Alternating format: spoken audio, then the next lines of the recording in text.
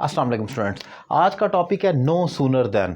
ये एक important topic define करने लगा हूँ और अगर आपको मेरे पढ़ाने का तरीका अच्छा लगे तो आपके पास एक अच्छा मौका है मुझसे इंग्लिश लैंग्वेज कोर्स करने का। घर बैठे आप एक रीज़नेबल फ़ी पे करेंगे और मुझसे 1-to-1 online English language class आप लेंगे और एक रीज़नेबल फ़ी पे कर कर। अब ज़रा स्टार्ट करते हैं टॉपिक और देख लें कि क्या टॉपिक है आज का। वो है no sooner than.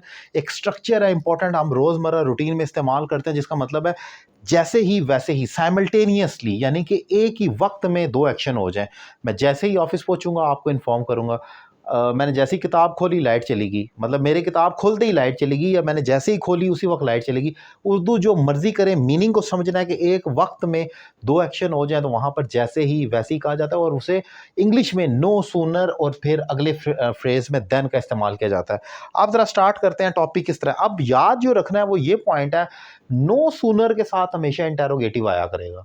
This is the key point which has to be remembered कि नो सूनर के साथ आपने हमेशा इंटेरोगेटिव लिखना है, पॉजिटिव नहीं लिखना। फॉर एग्जाम्पल, उसने उसने जैसे ही शेर को देखा वो भाग गया, पास्ट का टेंस है। नो सूनर के साथ पास्ट परफेक्ट आएगा क्योंकि देखा यानी कि देखा ही था, उसने शेर देखा ही था कि वो भाग गया। पहले वाला नो सूनर वाला हिस्सा पास्ट परफेक्ट है। और वैसे भी एक कॉम्बिनेशन है पास्ट का, एक पास्ट परफेक्ट होता है और एक पास्ट इंडेफिनिट होता है। जैसे वो डॉक्टर के आने से पहले मरीज मर चुका था, the patient had died before the doctor reached कहा जाता है। पहला पास्ट परफेक्ट, फिर पास्ट इंडेफिनिट। अब उसने जैसे ही शेर को देखा, या उसने शेर को देखा ही था कि वो भाग गया, या उसने जैसे ही शेर को देखा वो भाग गया, जो मर्जी उर्दू समझ ले, मीनिंग को समझना है। पहला हमने जैसे नो सूनर हैड ही सा अ लाइन, अब आप देख सकते हैं नो सूनर हैड ही सा अ लाइन, ये मैंने इंटेरोगेटिव किया है। मैंने ये नहीं लिखा नो सूनर ही हैड सा अ लाइन, ये गलत हो जाएगा।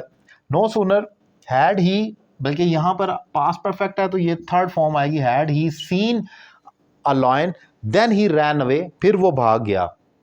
अगला ये पास्ट इंडेफिनिट है, then he ran away, run away की सेकंड फॉर्म रैन अवे, ये पास्ट में था। लेकिन इंपॉर्टेंट पॉइंट फिर रिपीट कर रहा हूं कि नो सूनर के साथ आप देख लें इंटेरोगेटिव किया, मैंने ये नहीं लिखा he had seen a lion, ये गलत हो जाएगा। मैं इसको लिखूंगा had he seen a lion, उसने शेर को देखा ही था। अब एक चीज और केस है, ये फ्यूचर में भी हो सकता है। अब ये फ्यूचर में हो, आपको मालूम होना चाहिए इंग्लिश में सबऑर्डिनेटिंग कंजंक्शन जैसे होती है उनका एक असूल है, अगर उसके साथ फ्यूचर आए भी तो हम चेंज कर देते हैं प्रेजेंट में। जैसे आपने अनलेस देखा है, एज लॉन्ग एज देखा है, इसी तरह और भी बहुत सारी कंजंक्शंस हैं जिसमें whenever, wherever, whoever वगैरह, इनके साथ फ्यूचर आए भी तो वो प्रेजेंट हो जाता है। ये this is a rule for writing them, ये इनको लिखने का असूल है। फॉर एग्जांपल, मैं जैसे ही लाहौर जाऊंगा आपको आगाह करूंगा, दो फ्यूचर फिक्रे जो है दोनों फ्यूचर के हैं तो हम उसको प्रेजेंट में कर देंगे। ये वाला जो पहला हिस्सा ये प्रेजेंट हो जाएगा, फ्यूचर नहीं होगा। So no sooner do I go to Lahore, आप देख सकते हैं मैंने इसको प्रेजेंट भी किया और इंटेरोगेटिव भी किया। इंटेरोगेटिव में डू आता है। No sooner do I go to Lahore, फिर then I will inform you, फिर मैं आपको इन्फॉर्म कर दूंगा या आपको इन्फॉर्म कर दूंगा। ज़रा इस स्ट्रक्चर को फिर देख लें एक दफ़ा, क्योंकि इसमें दो चेंजिंग हो रही हैं जो इंपॉर्टेंट है। एक तो इसको जब दो फिक्रे फ्यूचर के हों तो इसको पहला प्रेजेंट में करना होता है, तो ये तो हो गया ना हमारा प्रेजेंट इंडेफिनिट। लेकिन सिर्फ इतना ही नहीं, हमने उसको इंटेरोगेटिव भी करना है।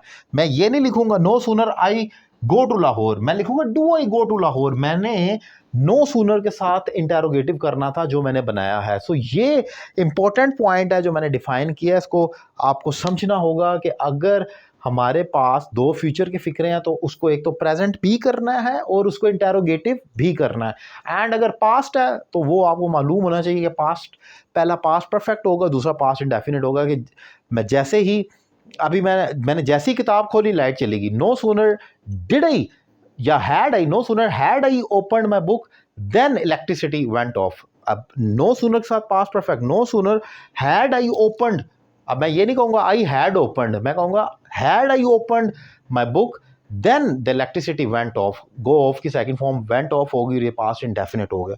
सो ये इंपॉर्टेंट स्ट्रक्चर हमारे राइटिंग में, एसे में, प्रेसी में और बहुत सारी जगह रीडिंग में आता है। आइट्स जो लोग करते हैं उसके रीडिंग का कंटेंट इतना बड़ा होता है उसमें आ जाते हैं। तो ये आपको मालूम होना चाहिए मीनिंग क्या बन रहा है कम से कम। ये इंपॉर्टेंट टॉपिक डिफाइन किया। उम्मीद करता हूँ लेक्चर आपको पसंद आया होगा। अपनी राय का इजहार करें। Thank you very much.